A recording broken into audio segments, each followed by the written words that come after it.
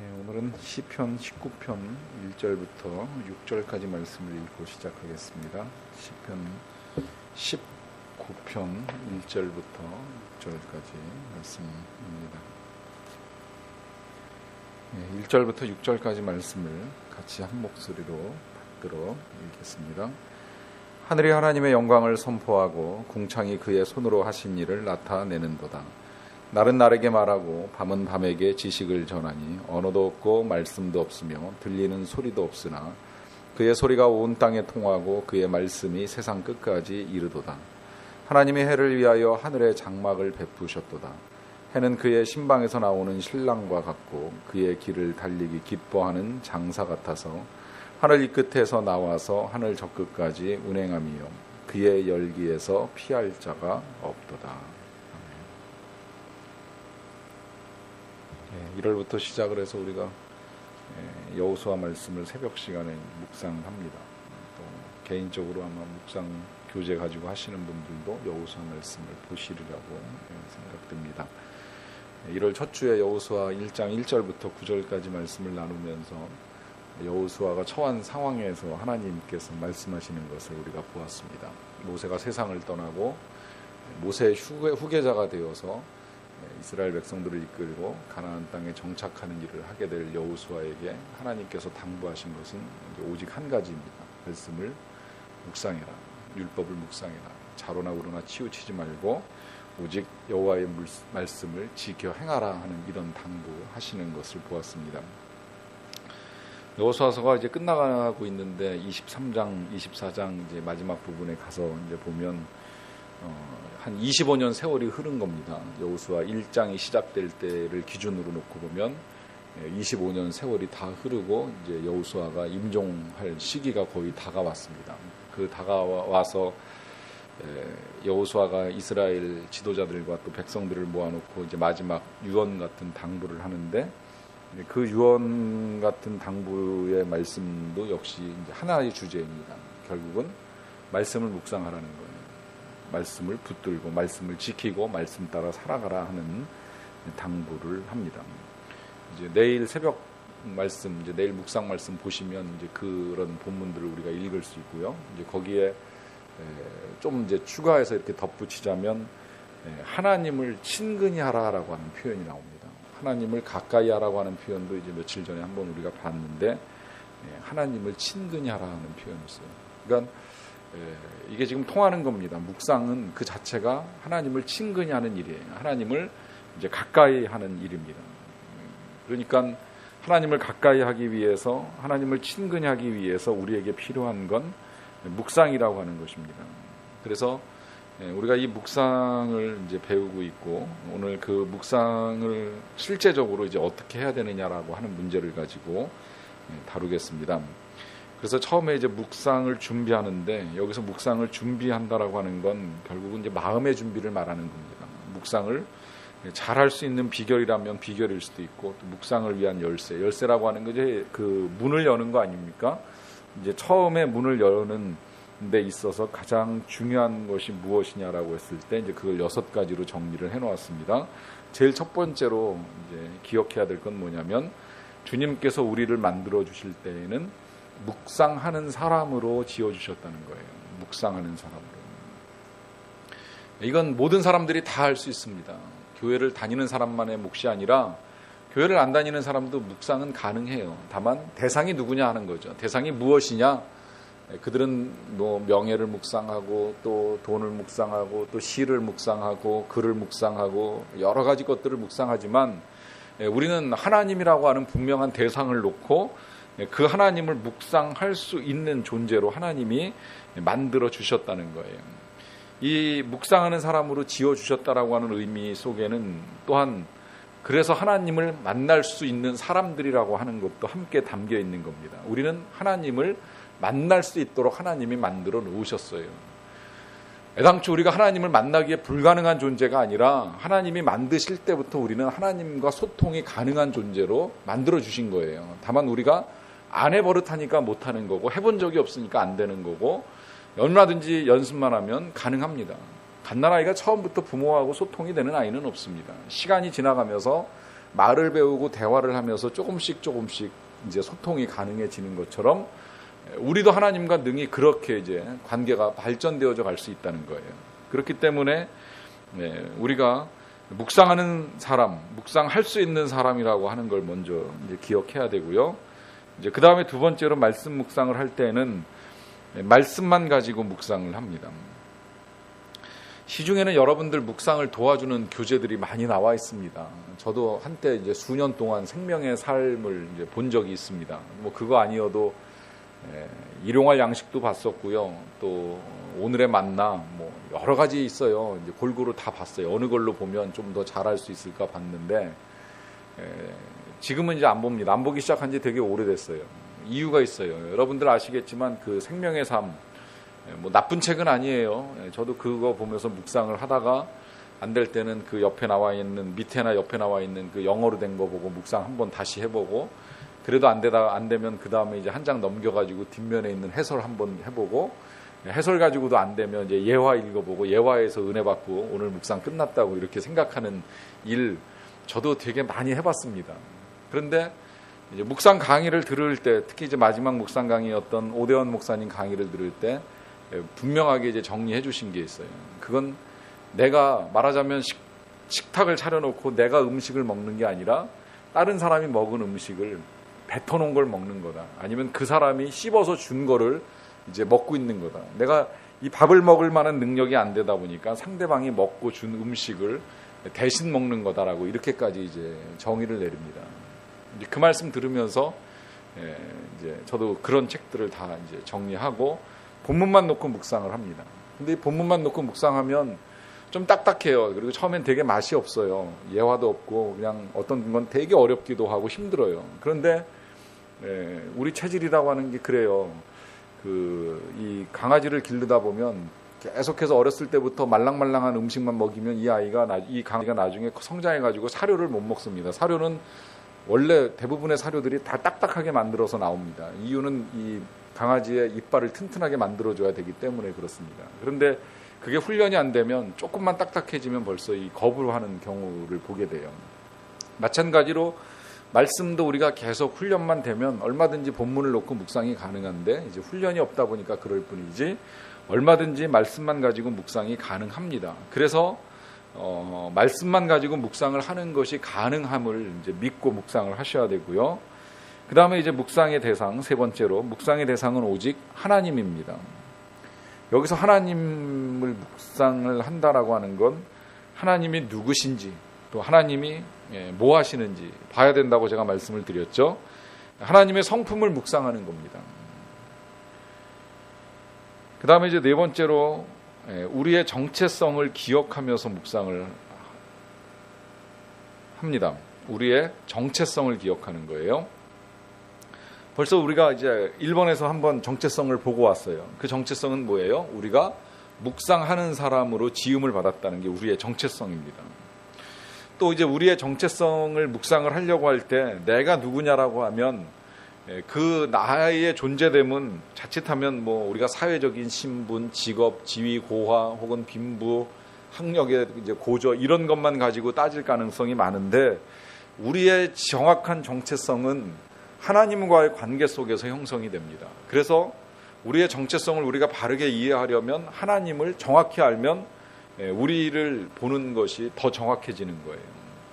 그래서 예를 들면 하나님을 사랑이 많으신 아버지로 딱 우리가 이제 이해하게 되면 자연스럽게 우리의 정체성은 그 아버지의 사랑받는 자녀가 되는 거죠. 하나님을 친밀한 친구로도 우리가 정의할 수 있습니다. 하나님을 친근히하라고 말씀하셨으니까요. 그러면 우리는 그분의 친구가 되는 거예요. 그래서 예수 나의 친구라고 하는 고백이 가능하게 되죠. 하나님을 선생님으로 생각할 수 있습니다. 근데 이 선생님도 인내심이 많은 선생님이 있는가 하면 성질이 급한 조바심 내는 선생님도 있을 수 있어요. 그러나 하나님은 분명히 인내심이 많은 스승입니다. 그러면 우리는 그분에게 가르침을 받는 제자예요. 그러니까 제자라고 하는 정체성을 가지고 묵상의 자리에 나아갈 수 있죠. 하나님을 친절한 안내자로도 볼 수 있습니다. 그러면 우리는 그의 인도하심을 받는 여행객이 되는 거예요. 여행객이라는 표현이 성경적이지 않다면 순례객이라고 생각을 하십시오. 하나님은 우리의 순례의 발걸음을 인도해 주시고 우리는 그 인도함을 따라 걸어가는 순례객이다, 이렇게 볼 수 있어요. 그러니까 그 인도함을 받기 위해서 필요한 것이 뭐예요? 말씀 묵상하는 거예요. 그러면 주의 말씀이 내 발의 등이 되고 내 길에 빛이 되어서 우리가 하나님을 따라갈 수가 있게 됩니다. 하나님이 때로는 우리에게 이해심 많은 상담자로 이제 오실 때가 있습니다. 그러면 우리는 뭐예요? 이제 상처 입은 내담자예요. 치유가 필요한 존재들이에요. 그 하나님 앞에 나가서 하나님을 만나게 되면 우리가 묵상 가운데 이제 치료함을 받을 수 있죠. 이런 하나님의 정체성과 그에 맞물려 있는 우리의 정체성을 기억하면서 묵상을 할 때 우리는 풍성하신 하나님의 세계 속에 들어가서 하나님을 만나는 기쁨과 감격을 누릴 수가 있습니다. 그 다음에 이제 다섯 번째로는요, 묵상할 때 변화를 받을 줄로 믿고 묵상을 하십시오. 변화의 기대를 가지셔야 돼요. 우리가 묵상을 정말 잘하고 바르게 묵상을 하면 시간이 지나면 변합니다. 당장 변화가 일어나진 않아요. 하루 이틀, 한 달, 두 달 만에 변화되진 않지만 묵상이 1년, 2년 쌓이게 되면 자연스럽게 변합니다. 닮아가요, 하나님을. 닮을 수 있어요. 그리고 이제 마지막에 여섯 번째로 묵상이라고 하는 것은 하나님의 일을 위해서 준비하는 것입니다. 우리가 하나님의 일을 하는 사람들이라면 묵상이 동반돼야 돼요. 왜냐하면 묵상이 없이 사역을 하게 되면 잘못하면 사역이 노동이 됩니다. 그러면 사역이 피곤해져요. 사역이 힘들어요. 그래서 빨리 시간만 때웠으면 하는 이런 생각밖에 들지 않아요. 그러나 묵상을 하면서 하나님을 정확하게 만나고 하나님을 만난 그 은혜와 감격을 가지고 사역의 자리에서 일을 하게 되면 지치지 않는 열정을 가지고 계속 달려갈 수 있습니다. 그래서 묵상은 하나님의 일을 위해서 준비하는 것이라고 이제 보셔도 좋습니다. 그 다음에 이제 묵상을 위해서 꼭 필요한 것 두 가지를 더 준비하셔야 되는데, 첫째가 솔리튜드, 고독입니다. 고독이라고 하는 걸 준비해야 돼요. 근데 이 고독은 무조건 혼자 있는 것이 아니라 하나님과 함께 홀로 있는 삶을 말합니다. 여기서 하나님과 함께 뭘 하라고 말하지 않고요, 홀로 있으라고 말해요. being입니다. doing이 아니라 being이에요. 존재하라는 거예요. 함께 하라는 거예요. 그냥 있으면 된다는 거예요. 다른 거 지금 필요하지 않습니다. 다만 하나님과 함께 있기 위하여서는 공간을 만들어야 되고 또 시간을 내야 됩니다. 다른 사람들과 함께 있으면서 하나님과 함께 있는 건 적어도 묵상 시간만큼은 참 어렵습니다. 예배는 가능해요. 예배는 혼자 하는 것이 아니라 함께 나와서 예배를 할 수 있지만 묵상만큼은 하나님과 함께 있기 위해서 혼자 시간과 공간을 내셔야 돼요. 이런 상황과 환경이 주어지지 않으면 만들어 가셔야 돼요. 제가 처음 묵상 배울 때 그랬어요. 고등학교 1학년 때 시작했다고 말씀드렸는데, 처음에 이제 묵상을 배우고 묵상을 연습할 때 제 집 환경이 그 저만의 공간을 확보하기가 되게 어려워요. 삼형제가 한 방을 쓰고 지냈었으니까. 그러니까 묵상을 하려면 집에 방 안에서 혼자 하는 게 힘들어가지고 이제 노트하고 성경책 싸들고 화장실에 들어가가지고 양변기에 앉아가지고 한 10분, 20분 묵상하고 그냥 그러고 나왔어요. 그 시간만큼은 아무한테도 방해받지 않는 이제 저만의 공간을 확보하는 거예요. 직장 다니시는 분들이 필요하다면 뭐 남들보다 좀 일찍 출근해서 회사에서 아무도 없을 때 묵상하는 거 전 좋다고 생각하고요. 그래서 이제 여자분들도 집에서 아이들이나 남편이 출근하고 학교를 다 간 다음에 뭐 이렇게 시간을 따로 만들어서 오전 시간에 이제 하면 좋다는 겁니다.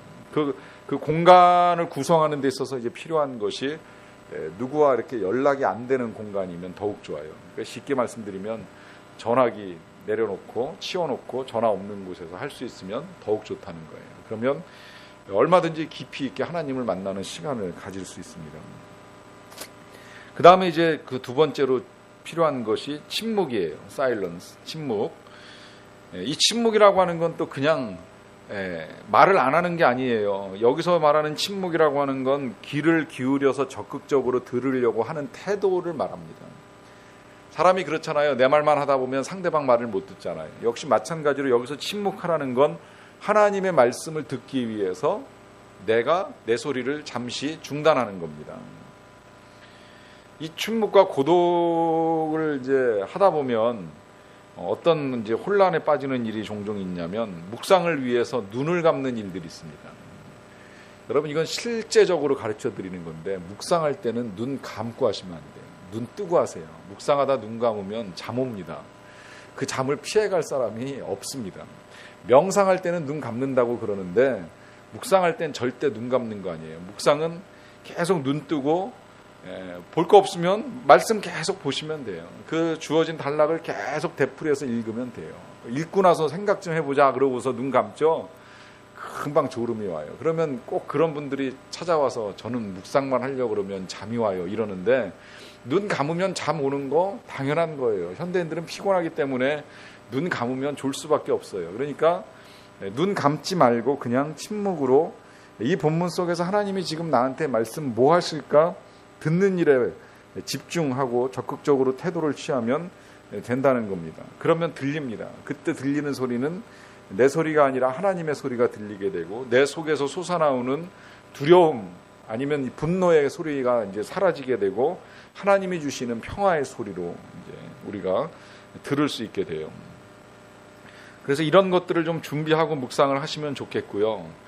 이제 실제로 들어가서 제일 먼저 묵상 어떻게 하느냐 이제 방법 봅니다. 제일 먼저 마음의 준비를 하라 그래요. 프리퍼 마음의 준비를 하라. 자, 여기서 마음의 준비를 하라고 하는 건 이제 하나님께서 나타나실 때가 되었으니 뭐 잔뜩 긴장하라 이런 의미가 아니라 오히려 하나님을 만나는 시간이기 때문에 마음을 가볍게 하라는 거예요. 마치 산책을 떠나는 사람의 마음으로. 여러분 그냥 뭐 주변에 있을지는 모르겠지만 뒤에 동산이 있다고 생각을 하고 그 동산으로 산책 나갈 때에 가벼운 마음으로 우리 영혼을 가벼운 상태로 이제 하나님을 만나기 위해서 산책을 떠난다. 긴장을 풀고 그렇게 생각을 하시라는 거예요. 그러고 난 다음에 두 번째로 해야 될 일이 뭐냐면 이제 listen, 들어라 그러죠. 듣는 시간을 가지셔야 돼요. 분명히 묵상은 들음이 필요합니다. 근데 잘 듣기 위해서 필요한 것이 한 가지 있습니다. 이게 포인트인데 그것은 기다리는 것입니다. 말씀하실 때까지 기다리는 거예요. 말씀 안 하셔도 기다려야 돼요. 원래 우리 그리스도인은요, 정체성 중에 한 가지가 뭐냐면 기다리는 사람입니다. 소망 가운데 기다리는 사람 아닙니까? 응답하실 것을 기다리고 또 이루실 것을 기다리고 천국으로 인도하실 것을 기다리고 천국의 상급을 기다리고 기다리면서 살아가는 사람들이 우리 그리스도인들이에요. 그러니까 묵상 중에 좀 말씀하시면 좋지만 안 하시면 또 무슨 상관이에요. 그냥 기다려보는 거예요. 그 자체가 여러분들의 믿음을 지금 하나님께 보여드리고 있는 겁니다.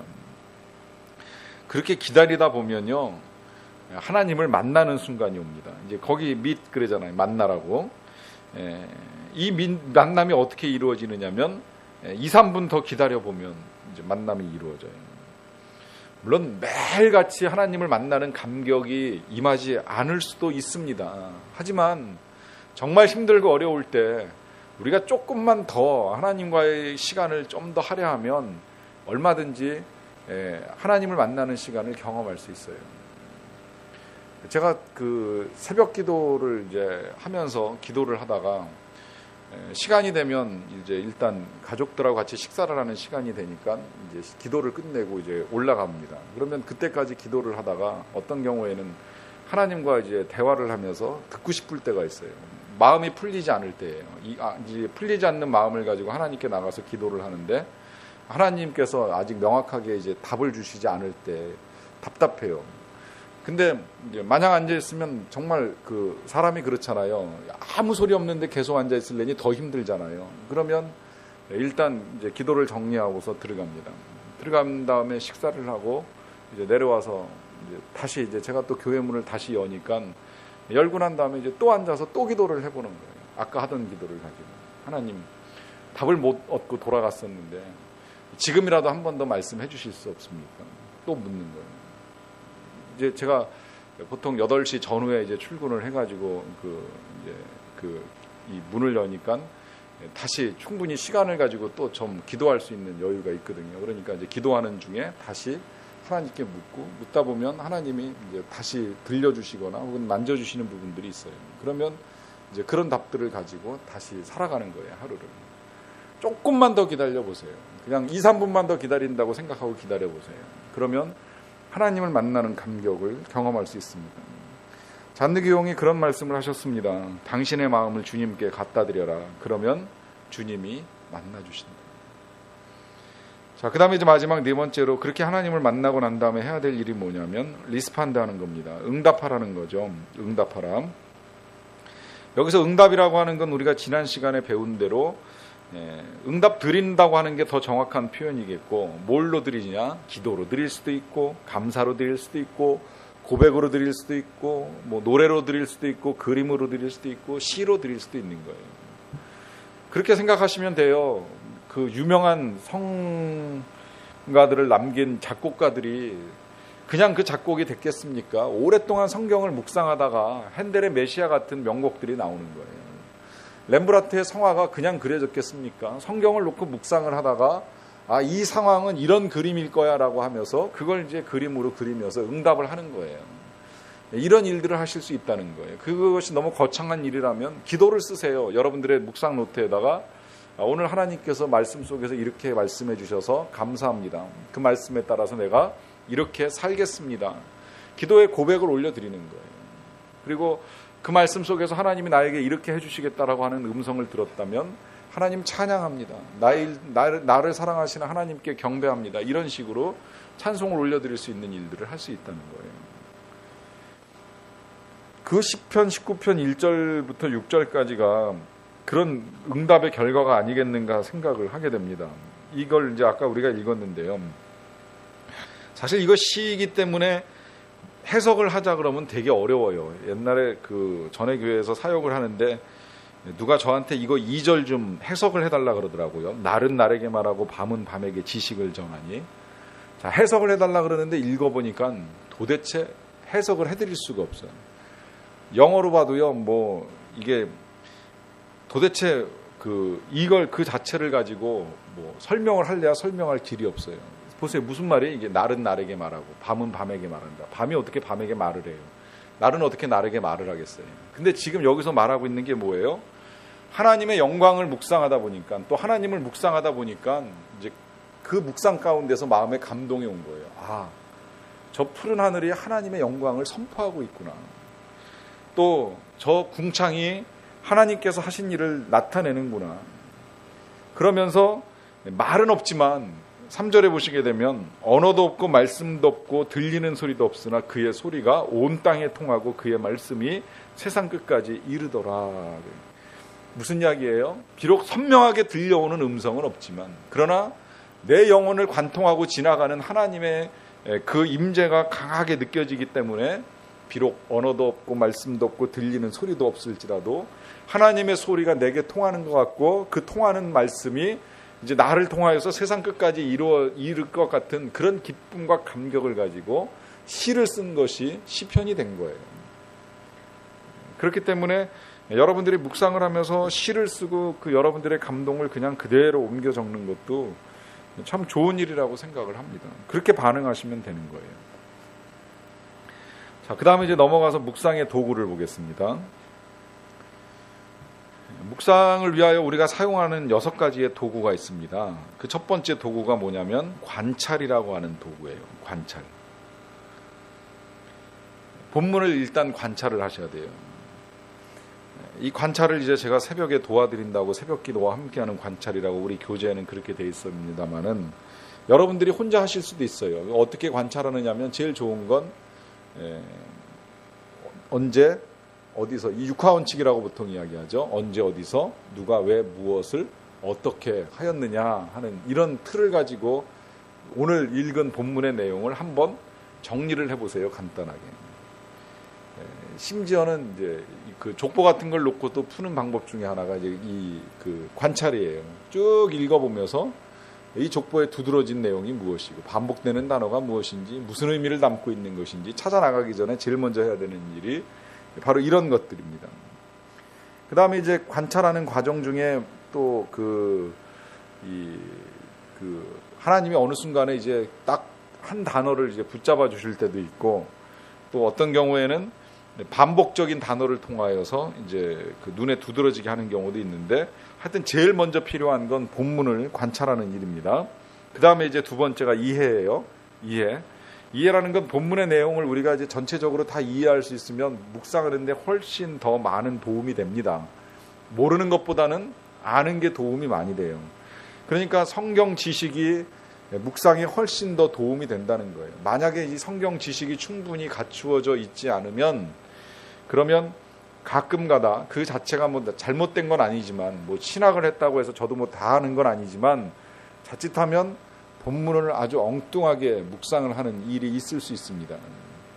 옛날에 그 김동호 목사님이 그런 고백을 하신 적이 있어요. 그분이 그 출애굽기를 묵상하다가 이스라엘 백성들이 성막을 세울 때 조각목을 가져다가 이제 성막을 세운다라고 했을 때에 그분이 조각목을 이해할 때 처음에 조각목은 작은 조각들로 만들어진 나무라고 이해를 하신 거예요. 그래서 작은 나무를 모아다가 하나의 큰 성막이 만들어지는 것처럼 우리 그리스도인들이 하나의 조각목이 되어서 마음을 모으고 하나가 될 때 하나의 큰 성막을 이룰 수 있습니다라고 하는 설교를 하셨거든요. 근데 이제 나중에 시간이 지나놓고 나서 본 다음에 해석을 보고 주석을 보니까 여기서 말하는 조각목은 그런 잘라진 나무가 아니라 그냥 이 중근동 지역에서 나는 나무를 번역할 때 번역할 만한 마땅한 단어가 없어가지고 그냥 번역을 그렇게 한 것뿐이지 잘라진 조각나무가 아니라는 거예요. 그래서 이제 당신 스스로 오류가 있었다는 사실을 인정을 하고 이제 잘못된 걸 분명히 시인하고 설명을 다시 하신 적이 있는데 그런 일들이 일어날 수 있다는 거예요. 그러니까 기왕이면 성경을 전반적으로 잘 이해하고 있으면 훨씬 도움이 많이 되는 건 틀림없습니다. 이제 그것 때문에 수요일 날 성경 강해를 해드리는 것이고 또 그것 때문에 새벽 기도회 시간에 강해도 하고 또 그것 때문에 이제 통독하시면서 전체적인 흐름을 보시라는 거예요. 그러다가도 어쨌든 우리가 다는 알 수 없는 거니까 모르는 부분이 나오면 그 부분은 그냥 넘어가세요. 그리고 시간이 지나면 자연스럽게 하나님이 열어주실 때 이해하는 것도 결코 나쁘지 않습니다. 그러니까 이해할 수 있으면 이해하는 것이 좋고 이해가 안 되면 이제 나중에 이해한다 이렇게 생각하시면 돼요. 그 다음에 이제 세 번째 도구는 반복입니다. 원래 묵상이라고 하는 단어 자체가 되새긴다라고 하는 단어에서 시작이 되었습니다. 되새김질 한다는 거죠. 그러니까 묵상을 할 때 제일 좋은 건 본문을 반복적으로 계속 읽으세요. 그냥 마음으로는 그렇게 생각하세요. 한 10번 정도 읽으리라 생각하세요.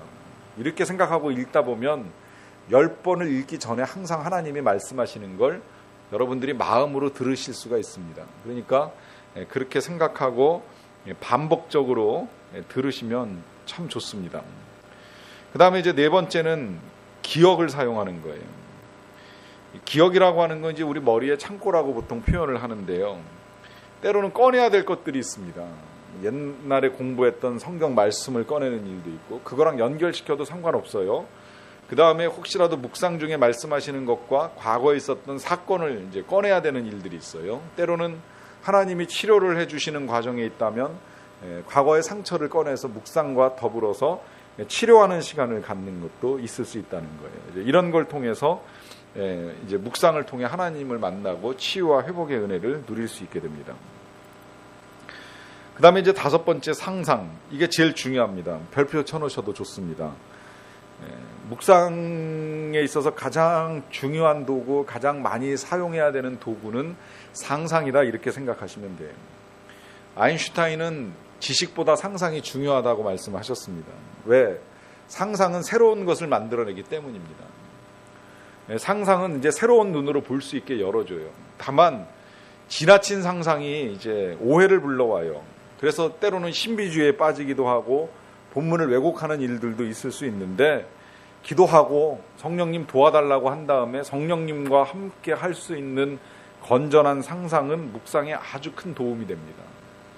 그래서 그림을 그리세요. 당시의 상황을 여러분들의 머릿속에 한 번쯤 그려보세요. 예를 들면 이제 어제 오늘 본문에서 이스라엘로에서 그 동쪽으로 건너간 세계 지파가 단을 쌓았다 그러면 그 단의 모양을 그려보는 거예요. 큰 단이라 그랬으니까 사람보다 더 클까 작을까? 아마 컸을 거야. 크니까 그것 때문에 이 서편에 있는 지파들이 화가 나가지고 전쟁을 치르려고 건너왔을 거야. 그림 그리고 화가 난 그 사람들의 마음도 한 번쯤 헤아려 보고 또 그것을 만든 사람들의 입장에 들어가서 한번 그 사람들의 입장도 생각해 보고 해보시라는 거예요.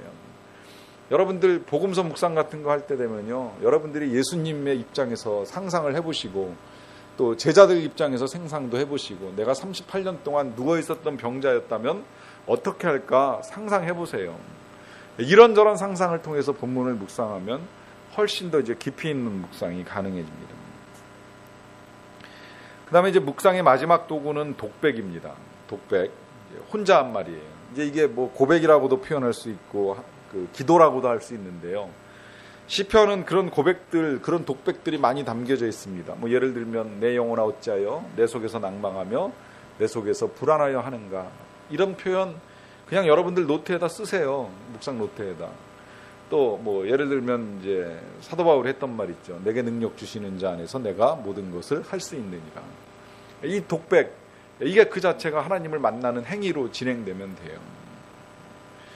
그래서 이런 도구들을 이제 다양하게 활용을 하면서 묵상을 하면 이제 훨씬 묵상이 좋아집니다. 이렇게 묵상할 때 묵상의 함정 몇 가지 주의해야 될 게 있어요. 첫 번째, 묵상 잘해야 된다, 이런 생각 내려놓으세요. 묵상은 잘하고 못하는 거 없습니다. 묵상을 잘하려고 하는 것 자체가 교만한 거예요. 하나님 만나는데 뭘 잘하고 못하고 어디 있어요. 제가 이제 훈련을 하는 과정 중에 때로는 묵상 이제 해온 거를 점검하는 시간을 갖기도 하는데, 점검할 때 제가 부탁하는 게 그거죠. 잘못했다고 창피할 것도 없고 잘했다고 잘난 척 할 것도 없다는 거예요. 묵상은 그냥 있는 그대로 나누면 되는 거예요. 말이 점검이지 실은 이제 나누는 일을 하는 건데, 저 사람 묵상 잘해, 난 못해, 이렇게 생각할 거 아무것도 없다는 거예요. 그냥 저 사람은 그런 식으로 하나님을 만난 거고 나는 나대로 하나님을 만났다고 생각을 하면 돼요. 그러니까 잘해야 된다라고 하는 부담감 내려놓고 편안한 마음으로 하나님을 만나시면 되고요. 그 다음에 이제 두 번째로, 묵상을 하다가 중단하면 아니함만 못하다, 이런 생각도 내려놓으세요. 묵상을 하다가 중단할 수 있어요. 문제는 중단하는 것이 문제가 아니라 중단한 다음에 다시 시작하지 못하는 게 문제예요. 그러니까 중단이 두려워서 시작도 안 한다, 절대 그렇게 생각하지 마십시오. 중단하는 일 있을지라도 다시 시작하시면 됩니다. 제 책꽂이 아직도 옛날에 봤던 생명의 삶이 한 이만큼 꽂혀 있는 것 같아요. 한 1년에 12권이니까 몇 년치가 되겠죠. 그거를 이렇게 꺼내서 이렇게 보면요, 대부분이 그렇더라고요. 어느 권을 꺼내서 보든지 똑같은 특성들이 나타납니다. 1일, 2일, 3일 묵상 되게 잘해요. 4일, 5일째부터 이제 하다 말다 하고 이제 보면 그 뒤에 써놓은 게 거의 없어요. 그러다가 어쩌다 하루 쓰고 또 한 이틀 쓰고 또 안 쓰고 안 쓰고 보니까 수년 동안 그렇게 묵상을 해온 거예요. 솔직하게 말씀을 드리는 이유는 바로 그거예요. 저도 중단한 적 수없이 많아요. 다만 중단했다가 꼭 다시 시작했다는 거예요. 여러분들도 그랬으면 좋겠어요. 멈췄다고 평생을 포기하지 마시고 이제라도 다시 시작해야 되겠다고 맘먹었을 때 다시 바로 시작하시면 됩니다. 언제든 다시 시작할 수 있습니다. 그 다음에 이제 세 번째를 나중에 보고 네 번째를 먼저 보시면, 네 번째는 깨달음이 중요하다라고 이제 표현을 하는데요. 깨달음이 중요하기는 중요해요. 근데 깨달음만 중요한 것은 아니라는 이야기를 하고 싶은 거예요. 뭐가 중요하냐면 적용이 중요하다는 거예요. 이게 묵상이라고 하는 것이 삶에 적용되지 않고 머리에만 남아있으면 사람이 기형적으로 영적 성장을 이루게 됩니다. 지식으로는 다 알고 있는데 삶이 변하질 않아요. 그러니까 묵상에서 만난 하나님과 내 삶에서 함께 계신 하나님이 함께 하질 않는 거예요. 그건 안 된다는 거예요. 그러니까 깨달았으면 적용해야 되고, 적용을 해야 되는데 적용을 멋지게 하고 싶다, 이거 3번이에요. 적용을 멋지게 하고 싶다, 이것도 역시 욕심이에요. 적용 멋지게 하는 게 중요한 게 아니라 내가 실천할 수 있는 거를 적용하면 돼요. 내가 실제로 실천에 옮길 수 있는 거, 그거 어떻게 하는지 마지막에 가르쳐 드릴게요. 자, 그 다음에 다섯 번째로, 기록하지 말라고 하는 유혹 앞에 놓일 때가 있습니다. 귀찮아, 그냥 본문 읽어봤으면 됐지, 이거 꼭 뭘 써야 돼, 이거 쓰려면 몇 줄 써지지도 않는데 이거 꼭 기록을 남겨야 돼, 이런 이제 갈등이 여러분들 내면에서 일어납니다. 그래도 쓰세요. 쓰는 훈련을 하세요. 특히 자녀를 가지신 부모님들은 아이들 묵상 훈련 시킬 때 이 훈련 시키면 이 대학 입시 준비할 때 논술 훈련 별도 하지 않아도 사고력, 논리력, 또 글쓰기 훈련까지 다 여기 종합적으로 할 수 있어서 글쓰기 훈련 다른 거 시키지 말고 이거 가지고 시키시면 됩니다. 여러분, 기록이라고 하는 것은 중요합니다. 왜 중요하냐면 우리의 머릿속에는 한계가 있어요. 우리 교회가 내적 치유 특강 끝나고 나서 예언기도 했었잖아요. 예언기도를 받았는데 받으신 분들 중에 몇몇 분들이 끝나고 나서 꿈터로 와가지고 이제 무슨 내용을 가지고 기도를 받았는지 나누는 일들을 하셨나 봐요. 근데 이쪽 미돔실에서 기도받고 꿈터로 가가지고 나누는 그 순간에 뭐라 그러셨더라? 다 그러셔요. 여기서 고기 가는 동안에 벌써 다 잊어버린 거예요. 사실 그래요. 우리가 10중 8구는 잊어버리고 살아가는 거예요. 그러니까 어떻게 해야 돼요? 잃어버리지 않으려면 두 가지 방법밖에 없습니다. 반복하든지 기록하든지. 이게 망각을 이기는 겁니다. 나이가 들수록 더 심해지잖아요. 그 망각을 이기는 방법은 반복밖에 없습니다. 아니면 기록해 놓는 것밖에 없어요. 그래서 시간이 지났을 때 열어봐야 돼요. 열어보면요, 근데 기가 막힌 건요, 되게 좋습니다. 과거에 묵상한 걸 지금 꺼내서 읽어보죠. 그러면 내가 이때 이런 약속을 들었구나, 이런 말씀을 들었구나, 이런 결단을 했구나 한 것들이 거의 다 이루어진 것을 봐요. 그러면 참 하나님이 정말 대단하신 분이구나 이런 생각을 하면서 너무 좋습니다. 그렇기 때문에 꼭 기록하시라는 거예요. 이제 그 다음에 이제 마지막 6번째 유혹, 묵상을 하다가 은혜 받았다. 그러면 이제 그만하고 싶은 유혹에 빠지는데, 물론 은혜를 받는 것도 역시 중요하지만 더 중요한 건 우리의 삶이 변화되어야 된다는 겁니다. 삶이 변화되어야 된다. 그 변화를 위해서 이제 필요한 것이 적용인데요. 적용을 어떻게 올바르게 할 수 있느냐라고 하는 것인데, 일단 적용에 이르기 전까지 먼저 해야 될 일은 이제 말씀을 선택하는 일입니다. 오늘 나에게 주시는 하나님의 말씀, 그것이 뭐 한 단어일 수도 있고, 뭐 한 구절일 수도 있고, 한 문장일 수도 있고, 본문 전체가 될 수도 있다고 말씀을 드렸어요. 그 다음에 이제 해야 될 일이 뭐냐면 적용을 위해서 질문하는 겁니다. 누구한테? 하나님한테. 뭐라고? 어떻게 할까요? 구체적으로 질문을 하세요. 무엇을 할까요? 어떻게 할까요? 구체적으로 질문을 해보세요. 구체적으로 질문을 하면 할수록 하나님께서 구체적으로 응답하십니다. 그런 경우 있을 수 있어요. 예를 들어서 하나님께서 이제 누구를 만나라, 누구에게 연락하라. 어느 때가 좋겠습니까? 오전이냐, 오후냐? 여쭤봐요. 괜찮아요. 하나님이 주시는 마음이 있어요. 그러면 오전에. 어떤 식으로 연락할까요? 전화를 할까요? 문자를 할까요? 혹은 메일을 띄울까요? 하나님께 물어보는 거예요. 그러고서 하나님이 마음에 주시는 대로 이제 취하는 거예요. 이런 식의 이제 일들을 통하여서 하나님께로부터 구체적인 이제 응답을 받는 질문을 하는 훈련을 하시면 좋습니다. 그 적용의 결과를 이제 세 번째, 우리의 눈으로 즉시 확인할 수 있으면 좋습니다. 만약에 적용을 하고 아무 일도 일어나지 않는다면 우리의 삶에서 적용할 수 없는 걸 적용한 거예요. 예를 들어서 그리스도인으로서 날마다 승리하는 삶을 살도록 하자, 이렇게 적용했어요. 무슨 일이 일어났을까요? 아무 변화가 안 일어나요. 왜? 적용할 수 없는 적용을 했거든요. 그럼 날마다 승리하기 위해서 뭘 해야 되느냐? 구체적인 질문을 한 번 더 했어야 되거든요. 그 질문이 안 나오니까 변화가 안 일어나는 거예요. 그래서 적용을 할 때 이제 세 가지 비법이 있는데, 첫째가 뭐냐면 개인적이어야 돼요. 그 다음에 두 번째, 구체적이어야 되고, 세 번째가 실제적이어야 돼요. 이게 3P라고 보통 이야기하는데, 개인적, 구체적, 실제적. 그러니까 어떻게 하는 게 개인적이고 어떻게 하는 게 구체적이냐, 실제적이냐. 저는 이거를 이제 세 가지를 묶어가지고 제가 이제 자주 사용하는 표현은 개수화시킨다 표현을 사용을 합니다. 숫자화시켜라. 숫자로 만들어라. 이거 특히 부모님들이 자녀 가르칠 때도 역시 마찬가지예요. 자녀와 그 대화를 하고 자녀의 삶을 인도해 줄 때 자녀들에게 마지막에 이제 약속하거나 다짐하는 시간이 있잖아요. 그런 시간에 그냥 막연하게 대화하지 마시고 개수화 훈련을 시키세요. 이건 부모님들도 해주셔야 돼요. 예를 들어서 뭐 아이랑 공부를 놓고 이야기했다. 어떻게 할래? 공부 열심히 할게요. 할 것 같아요? 똑같죠. 어제나 오늘이나 내일이나 달라지지 않습니다.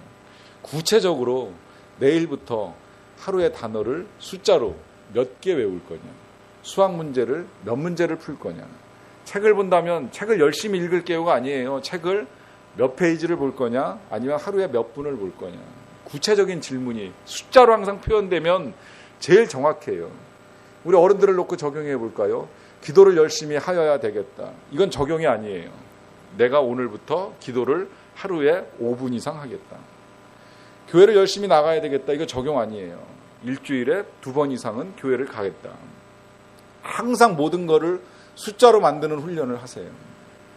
그래서 그 숫자대로, 예를 들어 뭐 일주일에 성경책을 3장을 읽겠다. 이런 식으로 항상 7분의 3 아니면 1분의 몇 이런 식으로 숫자로 표현하면 제일 좋습니다. 그럴 때 진짜 구체화되는 것이고 실제적으로 되는 거예요. 안 그러고 막연하게 그냥 열심히 해야지, 열심히 달라져야지, 절대 안 달라집니다. 숫자로 만드는 작업을 해주셔야 되고요. 거기에 이제 저는 여기다가 이제 또 하나 그 적용의 3가지 비법이라고는 표현할 수 있을지 모르겠는데, 또 이제 제시하는 것 중에 한 가지가 뭐냐면 3가지가 온전히, 즉시, 기쁘게. 적용은요, 온전히 해야 돼요. 그 다음에 즉시 해야 되고 즐거운 마음으로 해야 돼요. 온전히, 즉시, 기쁘게. 이것도 제 적용의 중요한 원리입니다. 그 다음에 이제 맨 마지막에 해야 될 일이 뭐냐면 기도로 마무리하는 겁니다. 왜 그럴까요? 열심히 묵상을 다 했어요. 적용의 결단도 했어요. 하지만 그렇다고 할지라도 내 힘으로는 어렵습니다. 왜? 사람이 그렇게 쉽게 변하지 않거든요. 우리가 알잖아요. 우리가 변하려고 노력했던 부분들이 얼마나 안 변하면서 여기까지 옵니까? 그러니까 결국엔 주의 성령의 도우심을 받을 수밖에 없다는 거예요. 하나님이 힘을 주셔야 할 수 있는 것들이에요. 그래서 하나님께 도움을 요청하는 기도를 드리셔야 돼요. 그러니까 묵상은 제일 먼저 시작할 때 하나님을 초청하는 일을 하잖아요. 하나님 오세요. 제 앞에 앉으세요. 제 옆에 앉으세요. 그리고 말씀해 주세요. 제가 듣고 싶어요. 제 마음을 열게요. 말씀해 주세요. 들려주세요. 그리고 맨 마지막에 이제 하나님과 헤어지기 전에 한 번 더 기도하면서 하나님, 이 일을 정말 내가 할 수 있도록 도와주세요. 내 힘으로는 안 돼요. 번번이 전 실패하고 좌절할 수밖에 없는 인생입니다. 하나님이 힘 주셔야만 됩니다. 여러분, 그 누구도 나의 의지나 나의 힘으로 이루어갈 수 있는 사람은 없습니다. 저나 여러분들이나 우리 모든 다 하나님의 도우심이 간절하게 필요합니다. 그 하나님의 도우심을 구하면서 기도할 때 우리는 하나님을 만나는 감격과 더하여서 내 삶이 변화되는 기쁨을 누릴 수 있습니다. 이 은혜를 맛보시기를 간절히 축원합니다. 같이 기도하시겠습니다. 하나님 아버지, 감사합니다. 오늘도 은혜 가운데 우리가 하나님의 말씀을 어떻게 묵상해야 되는지 그 실제적인 방법들을 함께 나눌 수 있게 해주셔서 진심으로 감사를 드리옵나이다. 이 일을 통하여 정말 우리가 하나님을 날마다 만나는 감격 속에 살기를 원합니다. 오셔서 우리에게 말씀하시고 들려주시고 또 우리는 하나님을 보는 기쁨으로 충만한 삶을 살기를 원합니다. 특별히 이 험한 세상에서 흔들리지 아니하는 믿음, 이 유혹 많은 세상에서 그 모든 시험들을 이길 만한 강건함이 우리 안에 있기를 원합니다.